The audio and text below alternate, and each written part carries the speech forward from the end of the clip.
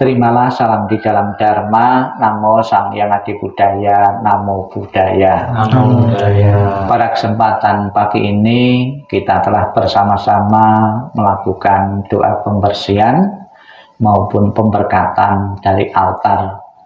Di kalangan umat Buddha, objek-objek penghormatan itu bisa bermacam-macam.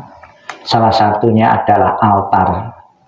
Diawali dari sejarah kehidupan Sang Buddha di dalam agama Buddha. Ketika Sang Buddha tinggal di salah satu wihara, para biku dan para siswa-siswa beliau setiap hari mengunjungi beliau, memberikan penghormatan dan juga menunggu pembabaran Dharma dari Sang Buddha. Namun karena wihara di zaman Sang Buddha itu bukan cuma satu, tempat binaan dari Sang Buddha itu bukan cuma tempat satu saja, dan juga Sang Buddha juga diminta ya para umat dan kenalan-kenalan juga mengunjungi tempat-tempat yang mereka undang. Kemudian ada kalanya Sang Buddha pun meninggalkan wihara tetap tersebut untuk memenuhi undangan-undangan dari para umat yang membutuhkan bimbingan beliau. Akibatnya para umat yang datang di situ seyogianya itu ingin memberikan penghormatan dan persembahan, tidak ketemu dengan Sang Buddha, sehingga banyak yang kecewa, mereka pulang tidak bisa ketemu dengan Sang Buddha. Kendala dari umat ini disampaikan Ananda kepada Sang Buddha. Sang Buddha, banyak umat yang sedianya mau ketemu Sang Buddha tidak kesampaian. Adakah sarana atau alat yang bisa untuk mewakili kehadiran Sang Buddha? Kemudian Sang Buddha menunjuk pohon Bodhi untuk jadikan objek penghormatan untuk mewakili kehadiran beliau sewaktu-waktu Sang Buddha sedang pergi. Dari sejak itulah pohon Bodhi dipakai sebagai objek. Jika seseorang mengunjungi pohon Bodhi, ingat penerangan sempurna Sang Buddha, kesucian Sang Buddha. Kemudian setelah itu Sang Buddha wafat. Banyak juga yang ingin memberikan penghormatan dengan meminta abu atau relik-relik Sang Buddha ini. Karena yang meminta itu banyak, yang ingin memberikan itu penghormatan itu banyak, barangnya terbatas, ya, maka dipakailah alat-alat yang lain. Salah satunya adalah rupang Buddha untuk mewakili kehadiran Sang Buddha.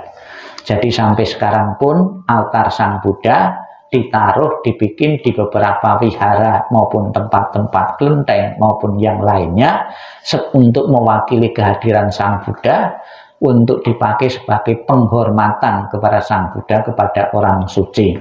Dan apabila para umat datang ke wihara bukan saja dengan tangan kosong, ada yang memberi persembahan-persembahan makanan, buah-buahan maupun sajian yang lain, biasanya juga disajikan di depan altar untuk mewakili Sang Buddha.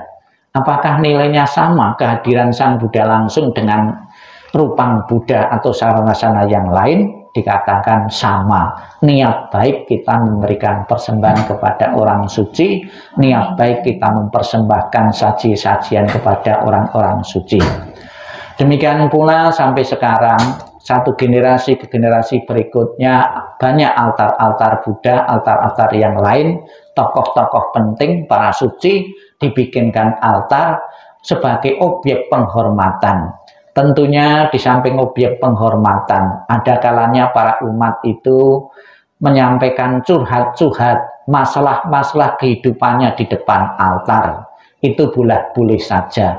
Namun yang terpenting bukan kita memohon, meminta, namun hendaknya kita juga mempelajari ya tentang welas asih dan kasih sayang yang diajarkan oleh tokoh-tokoh penting itu, kita teladani, kita jadikan contoh kehidupan nyata agar kita pun juga bisa mencapai kesucian.